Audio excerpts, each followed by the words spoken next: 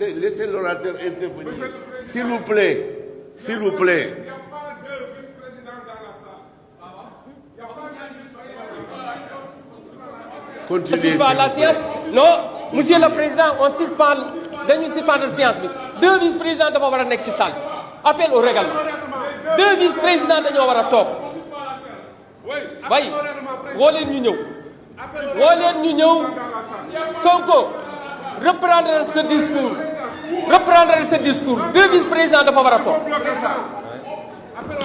Appel au règlement. 2 vice-présidents, 2 secrétaires élus. Allez-y. Oui, oui, Appel au règlement. Président, appel au règlement. Non, il ne faut pas les appeler. Mais il ne faut pas entrer.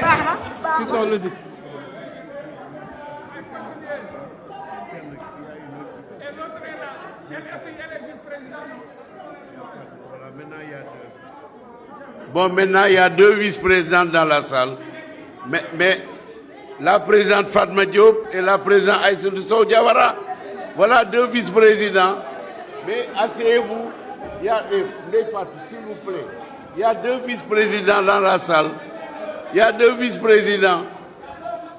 Mais il y a 2 vice-présidents dans la salle. Continuez, s'il vous plaît. Ndeye Fatou.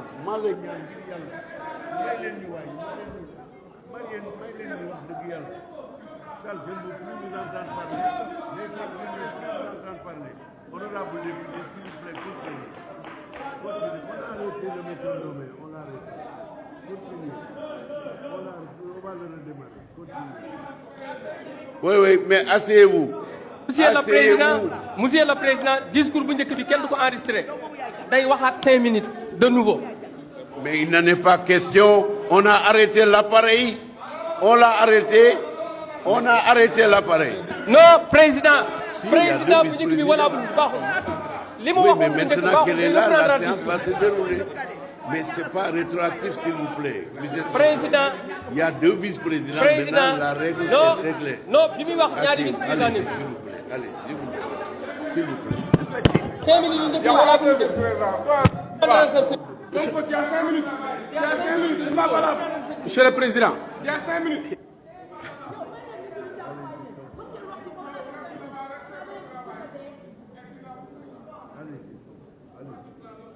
Donc je disais, Monsieur le ministre, que si le budget voté n'est pas sincère, tous les projets qui y sont adossés ne seront pas réalisables. Où est votre terre que vous aviez inaugurée en grande pompe? Dites-moi où se trouve votre building administratif. wax leen ma ban étudiant mooy jàng université Amadou Mahtar Mbow wala université Saloum yi ngeen inauguré woon uniquement pour faire du fumage politique. Li am ba am mooy deuxième facteur, c'est les mauvaises performances de l'administration fiscale. Wax naa léegi dañ ko politiser à l'extrême. Dans ce pays, on n'encourage que la tortuosité et la contre-performance. Une administration qui enchaîne 2-3 années de gap de plus de 100 milliards, ba pare, on peut promouvoir qu'il faut ne jox ko caisse de dépôt consignation après l'avoir donné au petit frère qui a fait n'importe quoi.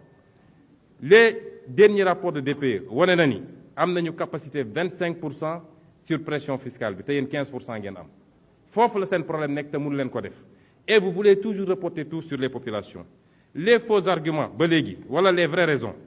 Blanchiment de fraude fiscale. Fii la ñu toog avril 2012 ma bind lettre directeur général des impôts et domaines ne ko fayeekul Petrotim suñu xaalis. Taxe de plus-value bi ñu waroon fayeeku ci gannaaw bi ñu defee seen i maguy diggante président rakkam ak Aly Ngouille Ndiaye ak Franck Timis mais loolu ñàkk nañ ko mais suñu demee ba di jaay di spéculer ngeen war a fayeeku taxe de plus-value. Vous êtes inspecteur des impôts, vous savez ce que je dis. Vous, on se connaît très bien. Li Cheikh Gueye di wax kuy tox ak kuy laxas poon xamante nañu. Vous savez très bien que waroon ngeen ko fayeeku. Et vous attendez la loi de finances rectificative pour dire que maintenant, loolu dañ ci war a fay impôt à partir de maintenant. Alors que le code de 98 ne l'avait pas exonéré.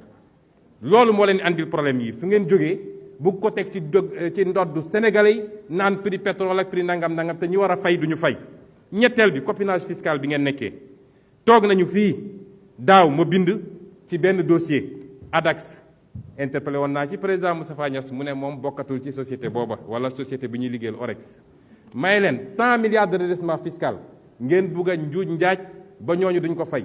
Tey yow mii avril lettre en date du 12 avril bind nga ab lettre ne suspendre nga la perception de ces redressements fiscaux 100 milliards mooy déficit budgétaire bi ngeen am tey déficit fiscal bi ngeen am pourquoi multinationales yooyu ñëw fii fraude fiscale du ñu fay ngeen bëgg Sénégalais yi di continuer di fay ay taxes de plus-value ci ceeb beeg ci diwlin beeg ci lu nekk foofu la problème bi nekk ñetteel bi wax naa la ko fii bi ngeen ko defee am na lettre boo jël fii en 2018 ne sànq ñi ngi tudd la fameuse taxe locale yow jël nga lettre keroog rek exonéré ci le secteur hôtelier du moins parce que Racine Sy seen xarit la wala seen militant la te day def lobbying nu ngeen bëggee réew mi vous outrepassez vos propres compétences ñii di génn fii ci assemblée nationale bi xamuñu ni la loi fiscale est du domaine exclusif de l'assemblée nationale ministre amul droit daal di effacer dette fiscale et vous prenez vous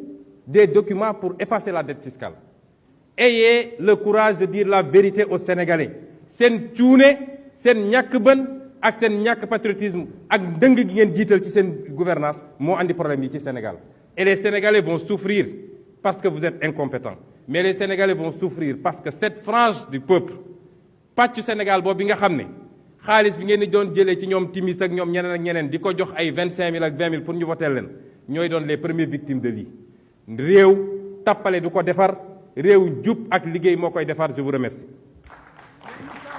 Je vous remercie. La parole est à notre collègue Aïssatou Sabara. Elle sera suivie par notre collègue Corinne Ndiaye.